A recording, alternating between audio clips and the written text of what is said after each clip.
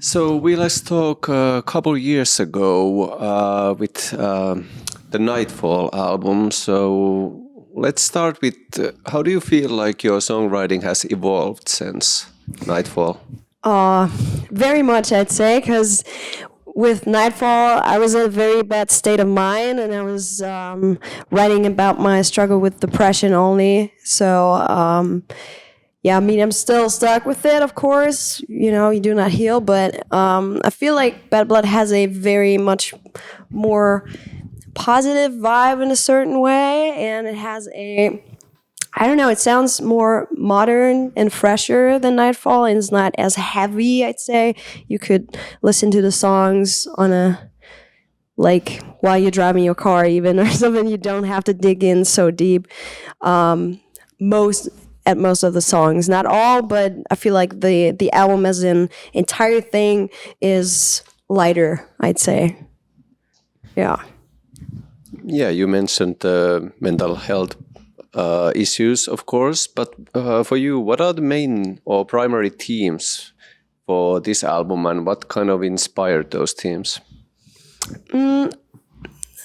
Hate, like broken friendships. That's been a big thing in my life because I had some personal things going on with an old friend of mine, and there was a lot of shit talk, and that person was spreading rumors about me and tried to sabotage even the band, and that of course affected my writing because it was in my mind all the time and I had to get it out, and that's why it's called Bad Blood, because it was the strongest emotion by the time I was writing it. And there's like 3 songs about it: Bad Blood, Two-Faced Motherfucker, and Halo. And the rest of the album is pretty much mixed, because it's about also my struggle with depression, but it's also about sex. It's also about different topics I was going through, different emotions I was going through at the time. So it's not a full concept album. It shows different emotions because you're going through different emotions through your daily life, because you're not always stuck in one emotion, I'd say. So it was a lot of hatred and a lot of still struggling with depression, but also the good influence of my fiance and the more positive state of mind I have ever since. Yeah, how do you balance like this intense energy and then maybe versus the melodic elements in the music? It comes naturally. I'm a huge fan of poppy choruses. I love it when it's very, I don't know, I just love writing choruses and love writing melodies and playing around with melodies. And I like bright choruses that are very poppy, as I already said, or rock and roll-ish almost. And I don't listen to a lot of metal. Actually, not at all, I'd say. So my influences are more like rock and roll, punk, and pop also, and but I still have this, I still love going very hard. I love screaming around, of course, and I like breakdowns, and I feel like this mixture of going very heavy and at the same time going very soft and melodic is a cool mixture. It's not too much of both, and it's just what I like to listen to and what I like to write, and that's why it sounds like that. I'd say. Yeah. You already talked about the personal experiences influencing the lyrics, but of course that happened already in Nightfall, of course. Mm-hmm. So how do you see the difference between the 2 albums? Like how personal is the new album? I'd say as personal as Nightfall. It just shows a different perspective. It shows a more like I'm standing up for myself. I'm being more self-confident, and I'm not stuck in this victim role, which I was while I was writing Nightfall. So I kind of managed to get out of this everything sucks and I'm at a very bad state of mind, which I was, to be honest, at the time. And now I feel better. Now I have a safe home, a safe relationship, and that changed my self-esteem, everything. Like I'm I grew a very thick skin. Like, it's not that easy now to bring me down because I went through a lot of shit the past 2 years in my personal life. So, yeah, of course that has an effect on it, but it's still as personal as Nightfall, I'd say. Yeah, 2 years ago we talked about the importance of talking about mental health issues, and that's more relevant maybe now than ever. So what are your feelings about the issue that it's okay to talk about those issues? I think the growth we made as humanity in general, as society, is brilliant. It's awesome. Like, we can talk about all these things. There's a huge awareness, which wasn't the case a couple of years ago even, and to talk about it, to verbalize it, to show people that a lot of people actually have mental problems. I'd even say like almost everyone, or at least had an experience in that direction. But it's super important because you don't have to be stuck in that. There's help, there's a lot of things you can do. You can reach out to friends, family, therapists. I don't know, there's even just listening to music. If you're not the therapy type, I started doing therapy when I was 27 or something, like very late.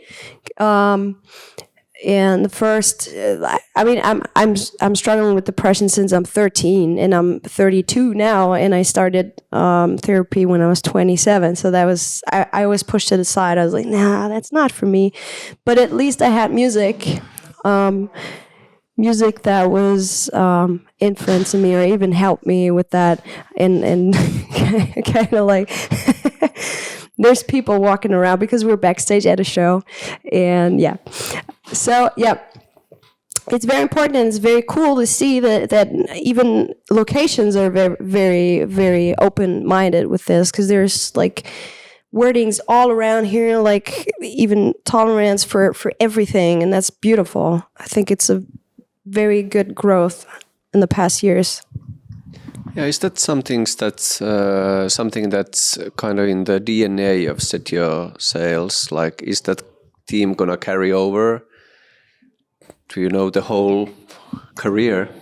You mean like mental health? Yes. Yeah, definitely. Because since I read the lyrics and it's a big part of my life, I'm always gonna be having to deal with it, and of course, it's gonna have an influence. And yeah, I don't believe there will ever be an album when there's no mental issues verbalized on it. I don't believe that.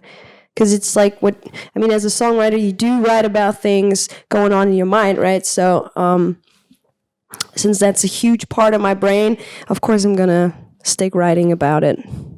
Yeah.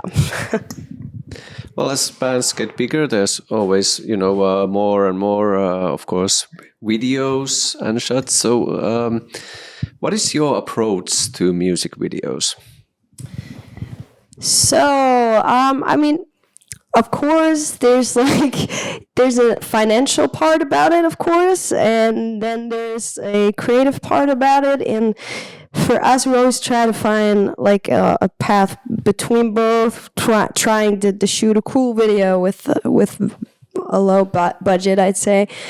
And the last video we've released for Bad Company was shot in a nightclub, which was pretty cool because we had like, I don't know how many people were there, but we gathered a bunch of people, and then we faked a party. That was very weird because Bad Company was playing, and all these people. It was like 12 p.m. or something. Like, I don't know. They were like, oh, we just woke up. We've had breakfast. We don't really want to party.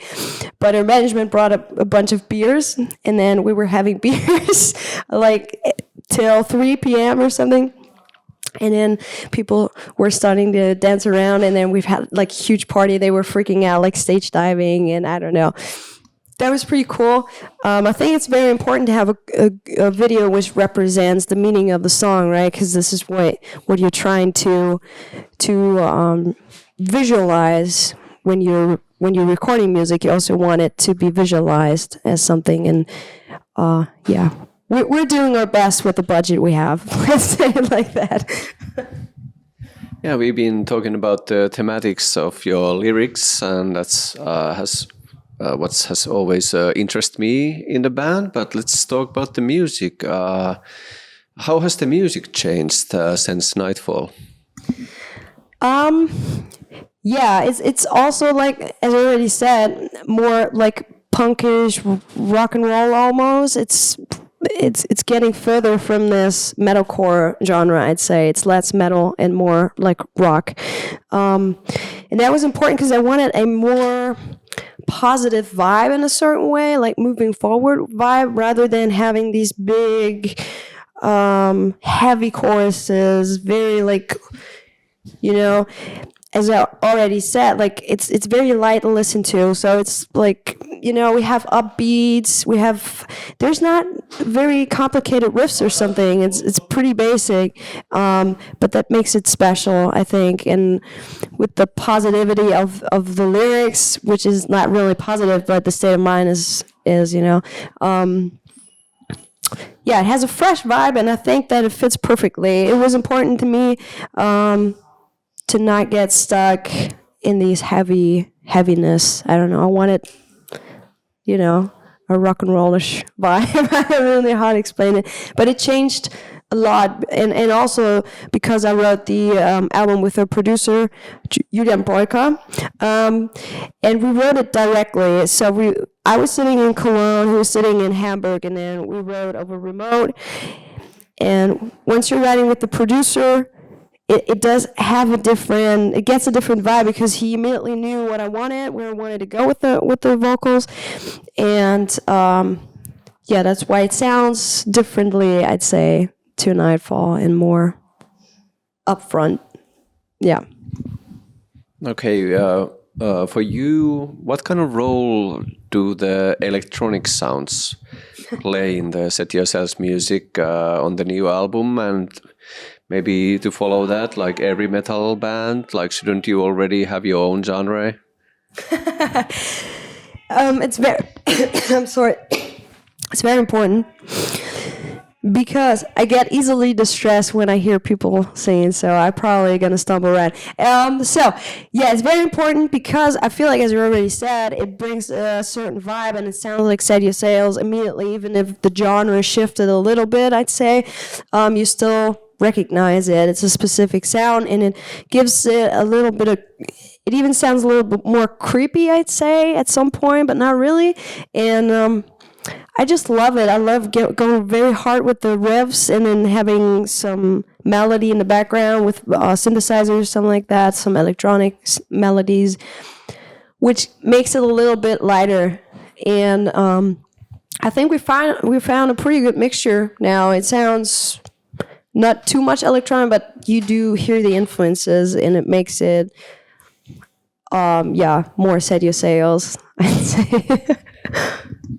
Yeah, we've been kind of touching on the backgrounds of different songs. So maybe if we could pick up one more song and talk a bit about, or you could tell the backstory of a one song, maybe a one that didn't get to a single or a video. Okay, so I'm going to choose my favorite song, which is Halo, because Halo is exactly how I wanted us to sound like. And it was actually written in one day. So my producer had this idea for the riff, and he found this sample, like the bass sound we have in the intro, and he played it to me, and I was like, yeah, that's pretty cool. Let's keep on writing with this one. And then it has a very electronic vibe, but I don't know how to explain it, but the way it is written, like very pop structures, very, very basic pop structures, but has a very heavy breakdown, which I love. It's my favorite breakdown.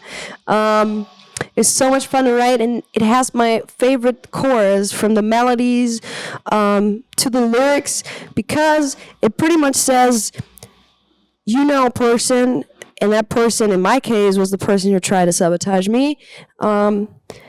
and I know some things about that person, what they did, and if I would like to, I could give that away. I could, like the phrase that that person used was, I'm going to ruin your life, I'm going to ruin your career. But the thing is, with everything that I know about them, is that I could actually do the same with him, with that person. Like, I could really do that, but I don't. I keep it for myself, but letting that person know in the song that I know things about that person, and that person knows that, gives me a kind of cool position, because that's way cooler than pointing fingers saying, hey, that person did that, this and that. I mean, I'm 32, you know, whatever. Let them talk. They're going to destroy themselves anyway, and this is exactly what happened. But having the song, like writing it, it was like so much fun. Like, I pointed out everything that a person is. Like, it starts with manipulative, calculative, everything you claimed I'd be. With everything I know about you, you should think before you speak. This is the first verse. And it said, the chorus says, I can see through your halo, so you cannot hide, you know. Whatever you do, even if you're wearing masks in front of different people, I know once you're going to see me again in real life, you will know that I know. You're going to be ashamed about yourself. And this is a pretty cool way to call out someone. Yeah, and it has a very cool breakdown. So if you would like to give the album a listen, I recommend to start with Halo and go on with Dangerous, and then you can do whatever you want. Yeah, my pick would have been Dangerous, actually, to hear the background story. So okay, yeah, I could also talk about that. So Dangerous, I wrote Dangerous for my fiance, and I wanted to go a different path, because I was kind of like sick, always circling around negativity and sitting with my depressive thoughts. So I thought, I'm so happy, like for the first time in my life, I really feel loved and safe, and I feel like I do have a home for the first time. I thought maybe it would be cool to write about that and have show a different perspective. And so it's very sexy, but not too much, you know. It's not like acting, like overacting or something. It's very cool. It's just teasing, you know. It has a sexy vibe, but it's not too much. And yeah, I dedicated it to her, and she's so proud of it. Like, every time we play it, she's like, yeah, that's my song. She's like dancing around and is completely happy about it. And I like it so much. It has a very, very cool riff. You just like vibing to it. It's very light, it's very rock, and it's very fresh, I'd say. And it's also, that's why I chose these two. It's also exactly what I like listening to.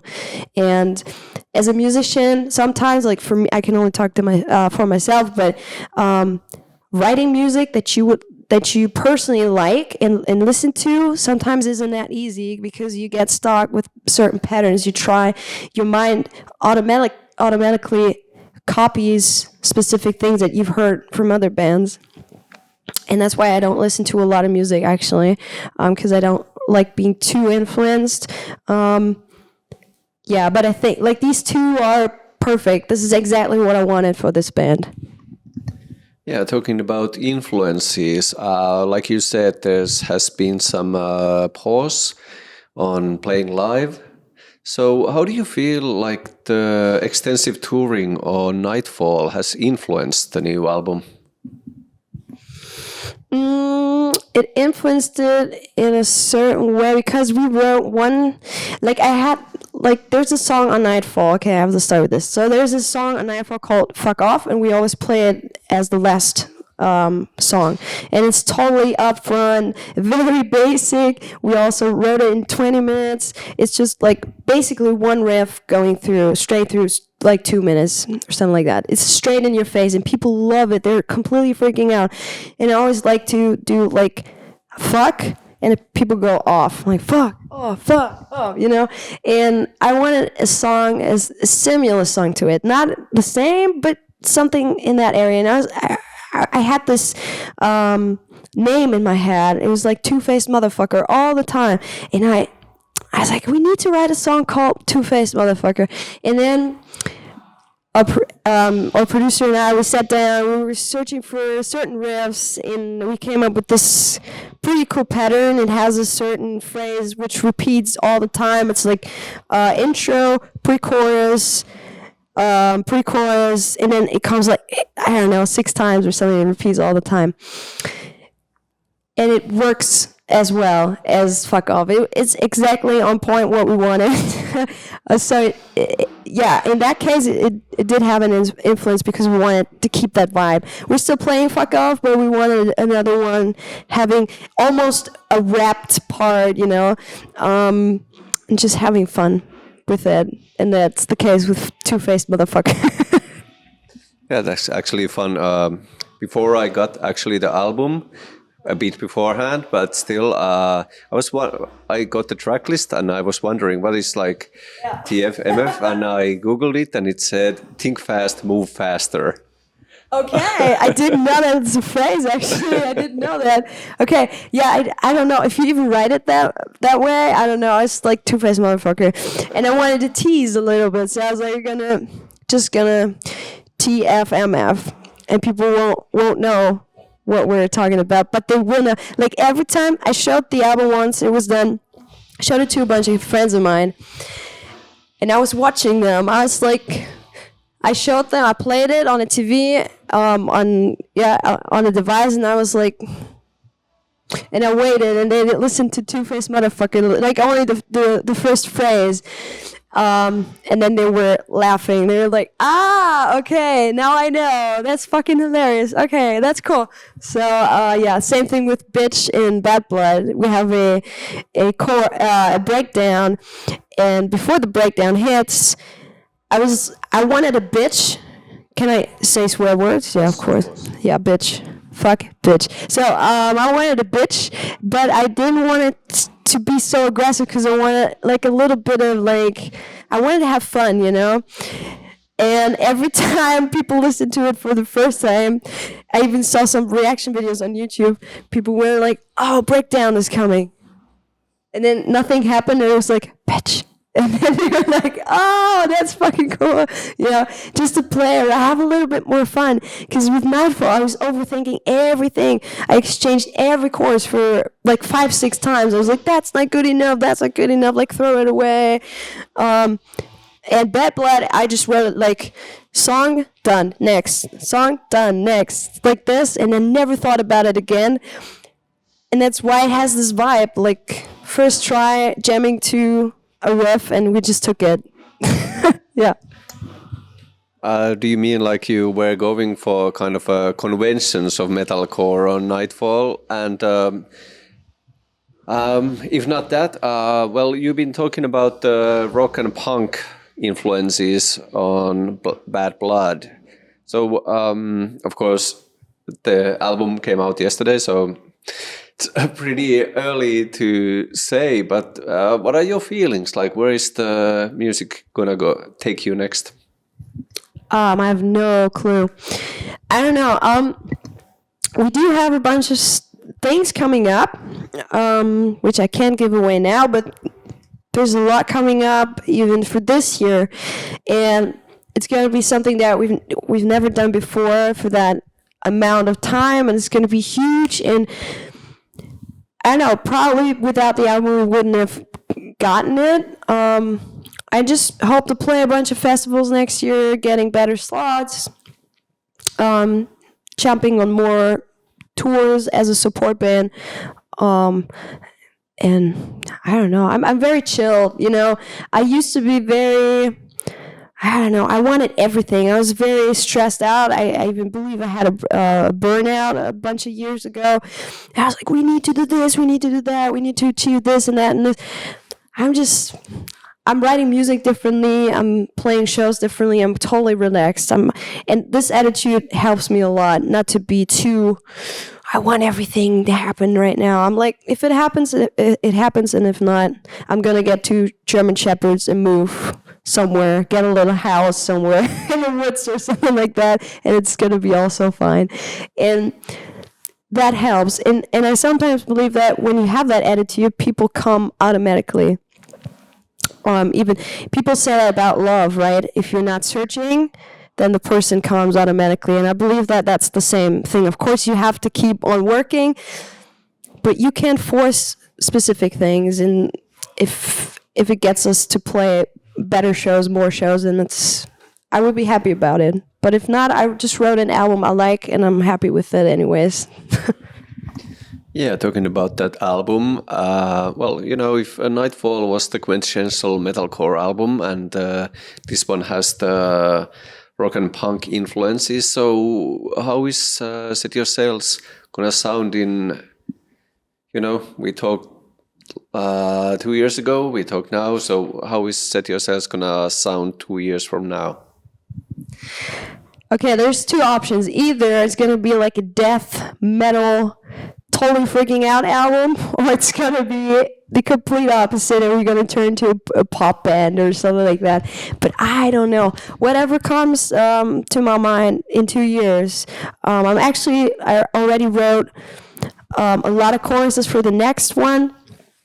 I don't know if I'm gonna keep it or not. I have some time again for the next record, but I cannot say that. It depends on a lot of things. My taste in music changed a little. Everything shifts a little. You get older. You like different things. You like different styles, and I don't know. We'll see. I cannot say it. If someone's fucking around with me again, then probably it's gonna be completely in your face death metal, something like that. Yeah, maybe for the end, you know, I was talking about rock and punk influences, but you also mentioned pop influences, and at least in my ear, I can hear that so clearly in songs like Lately. To me, that is a pop song, and I like it. So, and when I hear that, I start to think like you should do a cover of "Hey, I Just Met You," and this is crazy. Nice. So, where do the pop influences come from? I believe, and I'm not trying to label or whatever, but I believe that comes from listening to Paramore for about 20 years. I don't know how long they've been making music, but I've been listening since I'm 13 or something. I believe the first album came out when I was 13 or something. And they are very poppy, if you will. They do have beautiful melodies. It's very poppy choruses. Of course, it's also rock, but not really. And I've listened to it, as I already said, like for about 20 years or something. And of course, that has an influence at some point. But as I already said, I'm not listening to a lot of music. Actually, I don't even remember when was the last time I listened to music on purpose. Because if you're making music, if you're writing music, at some point you have enough, you know. You're like, I just want to rest my ears. I'm gonna sit down and chill, and I don't know, watch some weird TV shows or. But that's actually the only band I can think of where the influence comes from. But it's not like I'm sitting down on purpose trying to sound like Hayley Williams or trying to write like them or whatever. But it's the only real pop music that I've listened to. If you even can label it as pop music, but you know what I mean. Like the structures are very poppy in the choruses. Yeah, let's not drag this over too long, but like you said that you don't listen to so much music anymore. Is it like the rest of us when we get into our late 30s or late 30s that we start listening again all the albums that we listened when we were teens? Yeah, that's the thing. I don't like a lot of music. I don't know, because I'm stressed out very easily. Like everything is stressing me out. Like too much vocals, too much melodies, and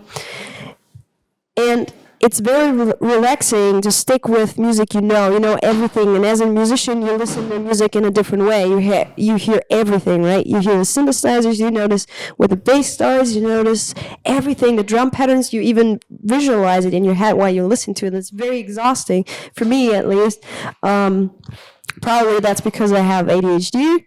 But yeah, so sticking with music, it's relaxing, it's not exciting, So I only listen to music I used to listen to. So I'm still listening to AC/DC. I'm still listening to Winter, which is a very cool German band. If you don't know them, please check them out.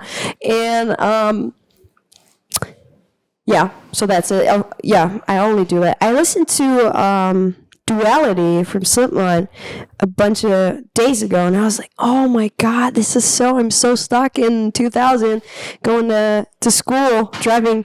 I used to drive to school in the bus with my CD player in my hand and trying to, not that the CD won't stop, from the bus driving, and that reminded me of it, and there's so much emotions sticking with it, and that's beautiful. But of course, there's so many good bands these days. It's sick. It's really sick. Yeah. But I listen to the same bands since 20 years or something.